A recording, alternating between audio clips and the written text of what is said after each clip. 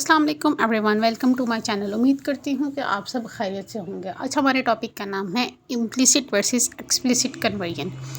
अगर आप लोगों को इम्प्लिसिट और एक्सप्लिसिट कन्वर्जन का नहीं पता तो मैंने लास्ट लेक्चर बनाया था जिसमें इम्प्लिसिट और एक्सप्लिसिट दोनों कन्वर्जन्स को मैंने डिटेल में समझाया है विद कोडिंग। मैं डिस्क्रिप्शन में उसका लिंक मेंशन कर दूँगी, आप लोग वहाँ से जाकर इम्प्लिसिट और एक्सप्लिसिट कन्वर्जन समझ सकते हैं, उनकी कोडिंग अलग अलग देख सकते हैं, ताकि आप लोगों का कॉन्सेप्ट क्लियर हो कि इम्प्लिसिट कन्वर्जन क्या होती है और एक्सप्लिसिट कन्वर्जन क्या होती है। आज हम एक ही प्रोग्राम में दोनों कन्वर्जन्स करके देखेंगे कि दोनों के क्या आउटपुट निकलती है। लास्ट लेक्चर में तो हम लोगों ने सिंगल करके किया था कि पहले इम्प्लिसिट कन्वर्जन फिर एक्सप्लिसिट कन्वर्जन, लेकिन इसमें हम एक ही प्रोग्राम में दोनों कन्वर्जन्स करते हैं और वैल्यूज़ में क्या चेंजेस आता है ये देखते हैं। तो चलिए कोडिंग शुरू करते हैं।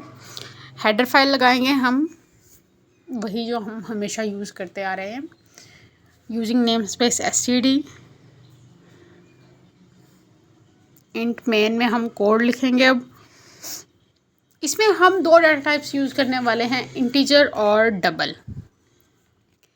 इंटीजर में हम लोगों ने a लिया है, उसकी वैल्यू हमने 10 रखी है, और डबल में हमने b लिखा है जिसकी वैल्यू हमने 5.5 रखी है। अब हम लोगों ने डबल सम लिखना है a प्लस b का। फिर हम इंटीजर डिक्लेयर करने जा रहे हैं इनका,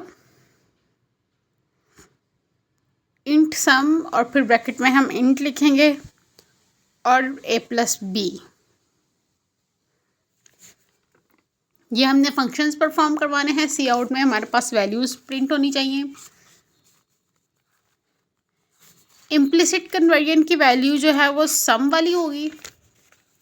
सम में हमने क्या रखा था, a प्लस b। और एक्सप्लिसिट कन्वर्जन की वैल्यू जो है वो इंट सम वाली होगी, उसमें हमने क्या था, इंटीजर और फिर a प्लस b। वो एक्सप्लिसिट कन्वर्जन की वैल्यू होगी। उम्मीद करती हूँ आप लोगों को कोड की समझ आई होगी। अगर स्टूडेंट्स आप लोगों को इसकी समझ नहीं आई तो आप पिछला लेक्चर जाके देख लें, इम्प्लिसिट और एक्सप्लिसिट कन्वर्जन की डिटेल्ड वीडियो है विद कोड एंड आउटपुट। तो आप लोग उसको देखेंगे तो इसकी आपको इजीली समझ आ जाएगी कि ये कन्वर्जन्स हमने किस तरह किए हैं।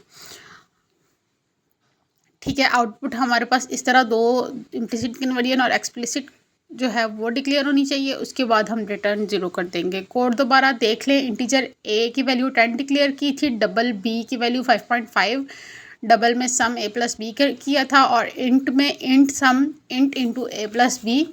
और उसके बाद हमने इम्प्लिसिट कन्वर्जन की वैल्यू सम रखी और एक्सप्लिसिट कन्वर्जन की वैल्यू इंट सम होती है, और रिटर्न 0। कोड हमारा कंप्लीट हो चुका है। इसकी आउटपुट चेक कर लेते हैं हम कि इसकी आउटपुट हमारे पास किस तरह आ रही है। देखिए स्टूडेंट्स, हमारे पास इम्प्लिसिट कन्वर्जन की 15.5 और एक्सप्लिसिट कन्वर्जन की 15 वैल्यू आई है, मतलब दोनों में जस्ट पॉइंट का डिफरेंस है। तो इसी तरह आप लोगों ने एक कोड लिखना है, उसमें वैल्यूज़ चेंज करनी है और इम्प्लिसिट और एक्सप्लिसिट कन्वर्जन को डिफ़ाइन करना है। ठीक है स्टूडेंट्स, उम्मीद करती हूँ कि आप लोगों को कोड की समझ आई होगी। अगर कोई कन्फ्यूजन हो तो कमेंट सेक्शन में पूछ सकते हैं। मिलते हैं नेक्स्ट लेक्चर में, तब तक के लिए अपना ख्याल रखिए। अल्लाह हाफ़िज़।